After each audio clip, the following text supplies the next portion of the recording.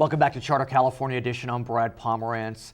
The man I'm about to introduce you to is nothing short of inspirational. He reached out to us, and I am so glad he did. His name is Brian Gutierrez. He lives in the San Gabriel Valley, and as a result of an aunt who loved him more than anyone could ever, he has overcome some real challenges dealing with autism and Asperger's, and he has become a member of California's State Council on Developmental Disabilities, a gubernatorial appointment. Congratulations, Brian. Thank you so much for joining us. Before we talk about the council, can we talk about you? Because I think it's so important that people hear and see that a diagnosis of autism or Asperger's is not the end of the world. You can still survive and persevere and wind up working for a member of the California State Assembly. Yes. Well, thank you for having me. And so, yes, I grew up in East Los Angeles. My mom had a drinking problem. Right. And I also lived with an abusive stepdad. Right. I used to get bad grades and while having autism, Asperger's, and I didn't have resources or loving parents to care for me. And I ended up coasting through elementary school without knowing the importance of education. Later on at 10, I was adopted by my aunt. My aunt taught me the importance of education and to always advocate and fight for what is right. And within a year, I got A's and B's. I went on to go to high school, at Nogales High School in West Covina. From there, my aunt provided me with resources I needed: therapy, speech therapy, and she showed me that no matter what challenges one person overcomes, no matter if you have a developmental disability, no matter if you come from the foster care system, that if you believe in yourself, then anything and all things are possible. And in a lot of ways, you are quite a miracle, if I may say, because we've heard that without early intervention, it can be very difficult to treat autism or Asperger's. And yet somehow you had the strength of character, the perseverance, the loving aunt, the resources to just push through. Yes, and I thank my aunt, and I also thank the resources the state has to take care of those who have developmental disabilities. And that brings us to your appointment. As I said, you've been appointed by the governor through the Senate Rules Committee to the State Council on Developmental Disabilities. It's a 5-member board. You're one of 5. And you know as well as anyone that as a result of severe budget crises, social services have been dramatically cut over the last few years. And while Proposition 30 has passed, it doesn't necessarily give new funding, it kind of stops the bleeding, and we know the governor's proposed budget doesn't really backfill the dramatic cuts of the last few years. It's a mouthful, but what can you tell us? Yes. Well, the good thing about this year on the revised budget that Governor Brown has issued, the governor has not cut the mental health budget and actually has increased the funding for mental health. One of the things I admire about Governor Brown is that he actually cares about the people of California, and he's appointed people like myself to be an advocate and an eye for those. So what can you do? I mean, I'm sure there's a lot, but look, these are tough budgetary times, although allegedly we're in the black right now in California, so amen to that. But there's only so much money, and a lot of the money is already dedicated through federal programs, through propositions.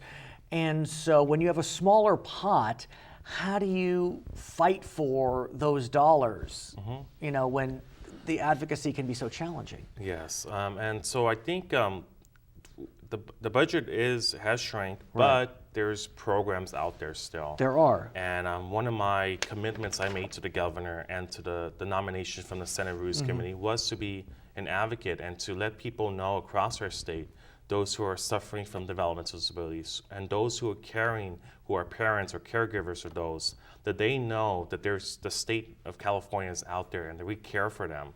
And my job will be to ensure that they know the resources that are out there. If people in the audience Google State Council on Developmental Disabilities and scroll over to the resource tab, you'll find out a bunch of information about multiple programs our state offers. And for those who are now aware, there's also one of my responsibilities is the allocation of mental health funding for the regional centers throughout the state of California. Regional centers are a nonprofit, federal funded agency that deals with those who have developmental disabilities. And I Which urge you. is defined as what? What is a developmental disability pursuant to California definition? Developmental disability could consist of someone who has a Autism, high attention deficit. Oh yeah, ADHD. ADHD, and I urge, even if you suspect that your child or someone you know or you love or you care, that you contact the state council, and I'll be more than happy to assist in any way possible. Is your aunt still with us?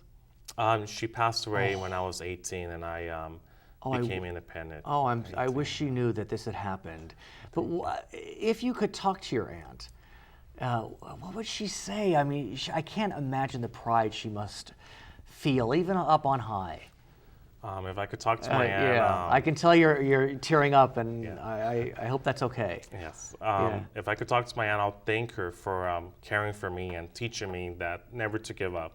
And she taught me that, and I live by her example, and I will always help people with the most highest integrity, as she taught me never to give up and always help those who need the help. So tell me what it felt like for you on February 1st of this year when you received the signed, is it a declaration from the governor saying you had been appointed? I actually received a phone call from the governor's office saying that the governor had signed my nomination, and it was a true honor. Someone like myself who came from nothing, and to have the Senate of the state of California nominate me, and to have the governor approve my nomination was a true honor for me. So you're just starting your term. Talk to me about your goals as you march forward. My main goal is to be an advocate. Part of my responsibilities is to be an advocate and a liaison for those who have developmental disabilities. But my main goal is also to host forums. I think sometimes in government, a lot of concerns we have is the budget cuts. And people are left out of the dark about what programs we still have and those that help those who are in need. And I think it'll be my job to visit different school districts, different mental health facilities throughout California, and create awareness and help those who need the help. You mentioned caregivers, and I have been a caregiver for my wife who has a physical condition, and she's doing very well. But at least when you have a physical ailment, it's something that you can touch and feel, and there's a diagnosis, and you can take medications. With developmental disabilities, it's so hard to touch and feel. And so when you go to these forums, what do you say to the caregivers, to your aunt, for example? I make sure that they know the symptoms. Sometimes those who have autism, Asperger's, like myself, you can't tell they have them, and it's important to as I mentioned, get them tested. I would not know. You sound terrific. You look me in the eye. The interaction's good. I mean, you've had many therapies, as you mentioned, but still. Yes, thank you. So it's important. It's really important that if you suspect, and I urge the audience, that if you suspect that someone may have a developmental disability, that you contact the state council, because we could refer you to a facility that could do additional testing, and testing includes doing writing samples or blocks. There's different techniques that psychologists use to determine if someone has a developmental disability. So in our final analysis, do you feel as if the future is bright for those that may have developmental disabilities? Yes. No matter if you have a developmental disability, no matter what obstacles you have overcome as a young person or as an older adult than you may be, that anything you believe in, anything you want in life is always possible if you don't give up. You're inspirational, that's all I can say. I congratulate you on your appointment. Thank you. His name is Brian Gutierrez. He is a member of the State Council on Developmental Disabilities. My name is Brad Pomerance. We thank you so much for watching Charter California Edition.